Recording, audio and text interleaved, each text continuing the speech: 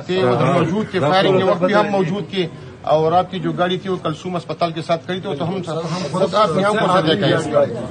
نہیں جی، میں اتنی تکلیف میں تھی اتنے دنوں سے، کیونکہ اتنی شہادتیں ہوئی ہیں جس کی وجہ سے مجھے یہ سمجھ ہی نہیں آ رہی تھی کہ لوگ غلط اور جھوٹ کیوں بول رہے ہیں۔ میں بھاگنے والی عورت نہیں ہوں، اور جو خان کے لیے نکلے ہیں ان کو تو بالکل چھوڑ کے میں نہیں اکیلا جا سکتی۔ کسی کو نہیں پتا تھا میری گاڑی کون سی ہے۔ ڈی چوک پہ میں 12:30 بجے تک بالکل اکیلی تھی اپنی گاڑی میں۔ اس کے بعد بہت سی گاڑیاں جو آئی تھیں وہ اس کے بعد آئی تھیں، کیونکہ وہ ڈی چوک زبردستی خالی کرا رہے تھے۔ جی بالکل، تو بی بی وہاں سے نہیں ہٹی تھی، کیونکہ خان نے نہیں کہا تھا کہ ہٹنا ہے۔ میں نے سب کو کہا تھا کہ مجھے اکیلے نہیں چھوڑنا، لیکن سب نے مجھے اکیلے چھوڑ دیا تھا، اور میں وہاں بالکل اکیلی تھی۔ یہ صرف میں نے آپ کو بتانا ہے کہ بی بی وہاں اکیلی تھی اور سب چھوڑ کے جا چکے تھے۔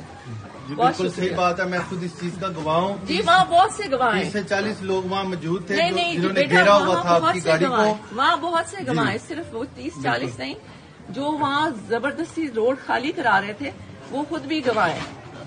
اور جب میں وہاں سے نہیں جا رہی تھی تو سیدھی میری گاڑی پہ فائرنگ ہوئی، اور باقی جو قافلہ ہے وہ بعد میں آیا تھا۔ میڈم یہ پہلی بھی پی ٹی آئی کو، عمران خان کو اس خیبر پختونخوا نے سپورٹ دیے اور اپنی جان کی قربانی لگا کر۔ پٹھان ہمیشہ غیرت مند رہے ہیں اور انہوں نے ہمیشہ ثبوت دیا، اور انشاءاللہ آنے آنے والے وقت میں بھی ہم یہ ثابت کریں گے کہ پی ٹی آئی کے ساتھ اور خان صاحب کے ساتھ۔ میں آئی تھی اس لیے ہوں کہ خان کے نام پہ جو شہید ہوئے ہیں، خان نے کہا تھا کہ ان کے پاس جانا ہے بہت ضروری۔ Thank you madam. چلے جی میڈم میں